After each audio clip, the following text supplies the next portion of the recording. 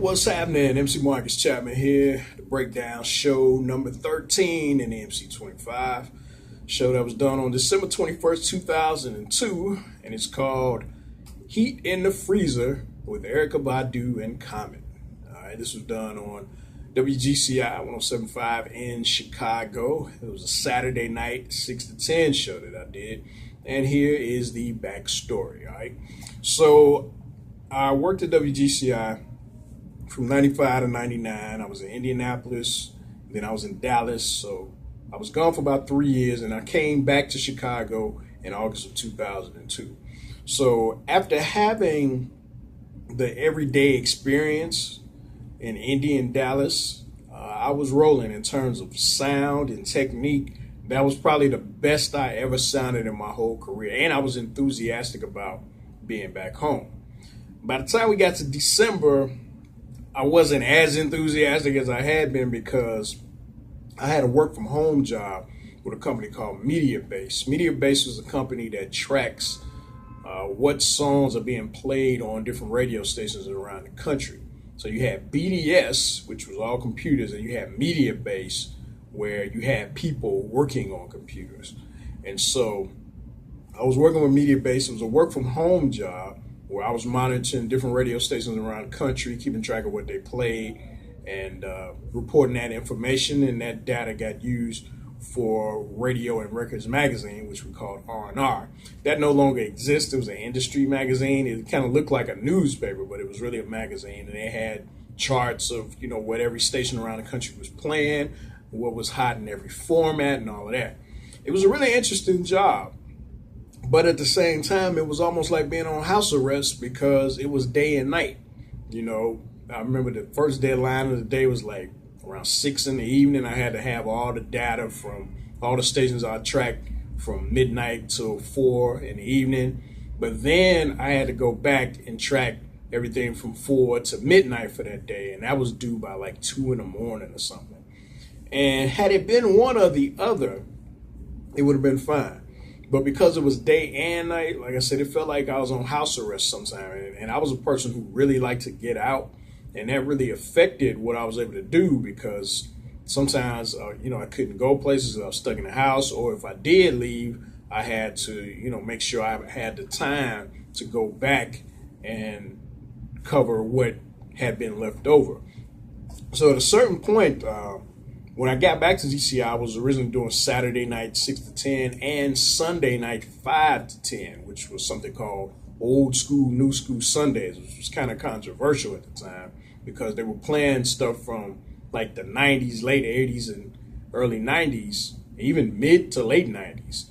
And they were saying that was old school. Remember, this is 2002, so some of the songs weren't even 5 years old. And it was like people were calling in upset and all that. But the Saturday night thing was, that was a party spot.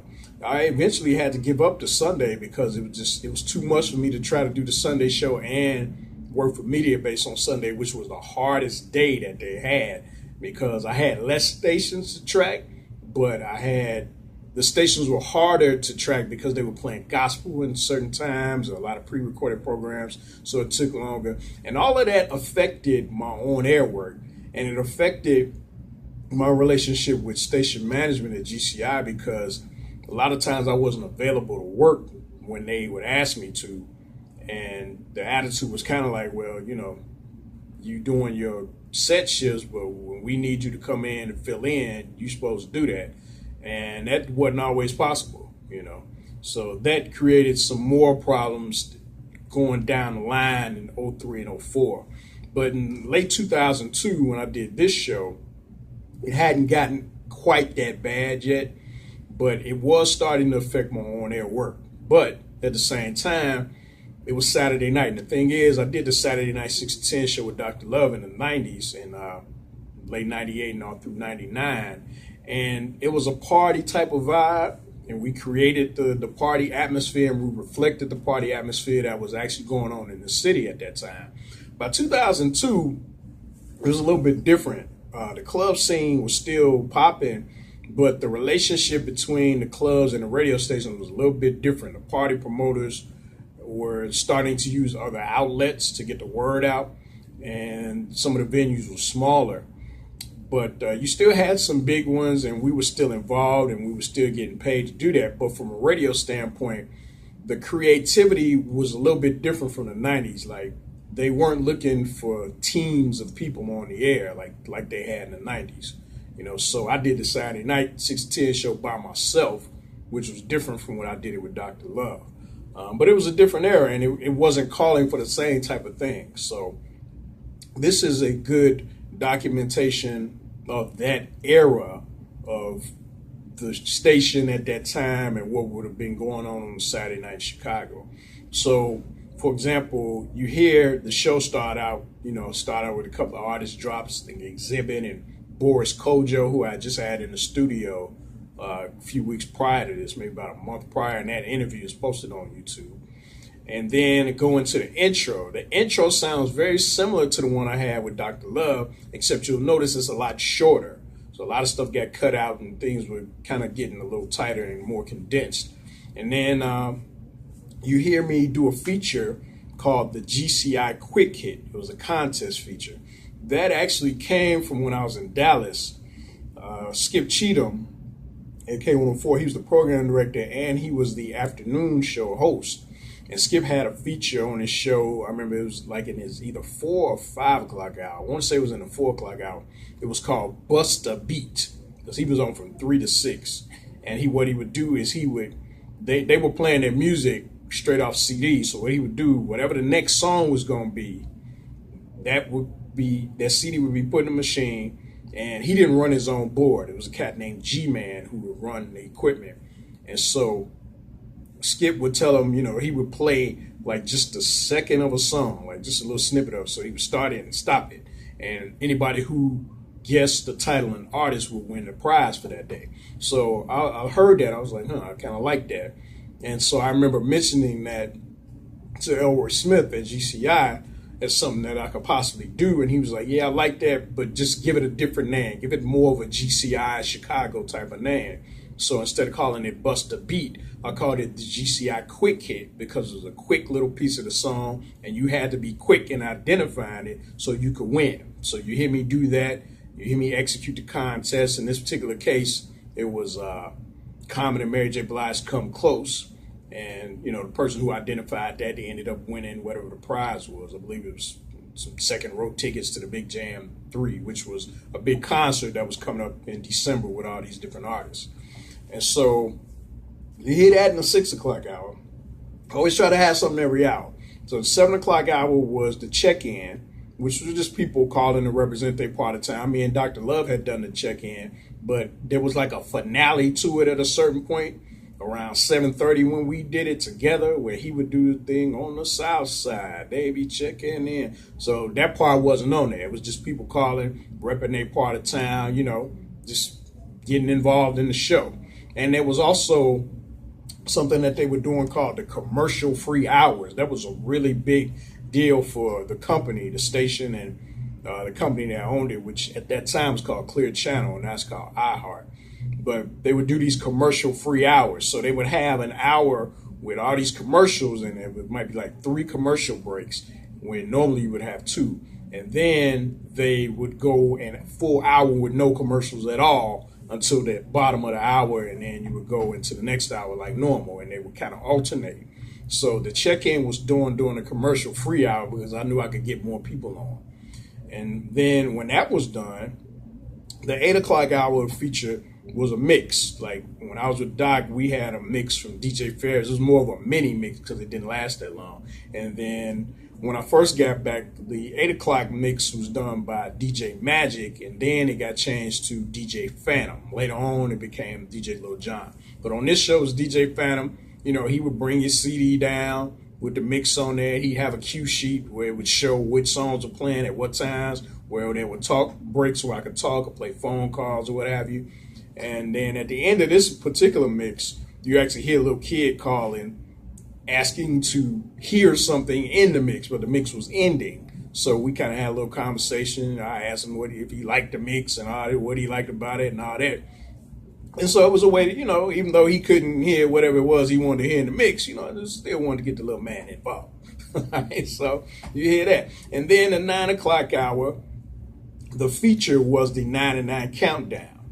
So it was just the top 9 songs. I mean, GCI had been doing that for years. And then at the end, you hear somebody win tickets to the big jam, again, second row tickets.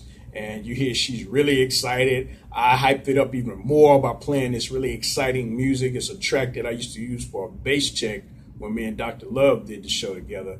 And then I would use it for contest winners to make it more hyped up. But the meat of the show, and the reason why this show ends up making the MC25 and coming in at number 13 is because of the interviews with Erykah Badu and Common. Now, the thing about it, the essence of radio is really communicating with the audience. A lot of times people think it's about interviewing celebrities and all that.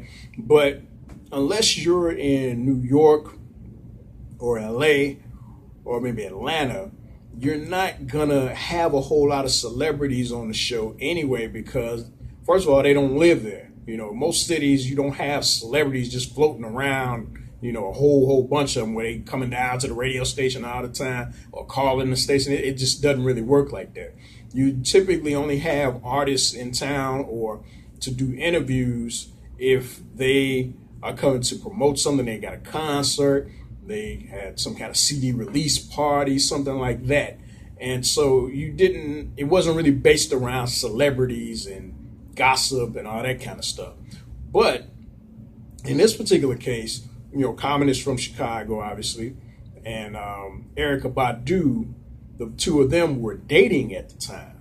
So the funny thing is, I had actually run into both of them together when I was in Dallas before I came back to Chicago. This was like right around Christmas of 2001, going into 2002. It was like, I believe it was December 2001. They both came to K104 in Dallas because remember, Erykah Badu is from Dallas.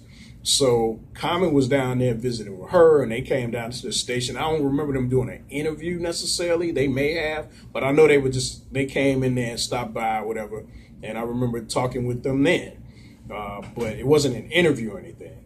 And so when they were in Chicago this time around, it was for, well, of course, Common is there, but it was for this food drive, this party I was hosting every Saturday night. I was hosting a party at Club Oxygen. I'll get into that a little bit more in a second. But on this particular one, Common was going to be at the party, and we were having like a toy drive or something for the kids. And you hear me saying at a certain point, do it for the children or something like that, you know. So Erykah Badu was with him. So he was going to call in, but she called in first. I don't quite remember how that ended up happening, but she called in. And she was hot at the time with Love of My Life off the Brown Sugar soundtrack. Her last album prior to that had been in 2000, where she had the hit Bag Lady. And that particular album, Mama's Gun, it didn't do as well as her debut. Her debut is an all-time classic. That was like the biggest R&B type album of 97. And it had a major impact. Mama's Gun wasn't as big of a deal, but so people had kind of, I wouldn't say forgotten about her, but it had been almost 2 years, about 2 years since we had heard from her. And so Love of My Life, which featured Common on the rap, you know, he dropped a verse on there. It was for the movie Brown Sugar, which was about, you know, love of hip hop and everything, starring Sanaa Lathan and Taye Diggs. So that song was really hot. It was really the biggest hit she'd had since Bag Lady, definitely. And in a sense, you could say even since the first album she dropped, or since Tyrone off the live album. So, you know, there was all this buzz about, okay, Erykah Badu's coming back. When does she have a new album? So she calls, and you hear me discussing that with her, you know. And at one point I said, she was saying, you know, it took her some time to make her music. And I made the comment that, you know, it's like a home-cooked meal, a difference between a home-cooked meal and a microwave dinner or something. You know, what she made was more so for the soul, so it was going to take more time. And she's like, yeah, you know. She's like, you said that well, you know, so like that. So that was a highlight right there. And then after I talked with her, Common got on the phone. So what I did was, I believe I just split the interviews up, And I play a drop from Common before I play the interview. And you hear him saying, you know, what's up, this Common, kicking it with my guy, MC Marcus Chapman. And you hear at the end, Erykah Badu comes in and says, get off the phone. And he laughs, you know. So that was a cool little drop right there. Then I played the interview with Common. And we talked about the toy drive. We talked about the fact that we were from almost the same neighborhood. He was from 89th and Bennett in Chicago. And I'm from 93rd and Oglesby. So as kids, we wouldn't have said we were from the same neighborhood.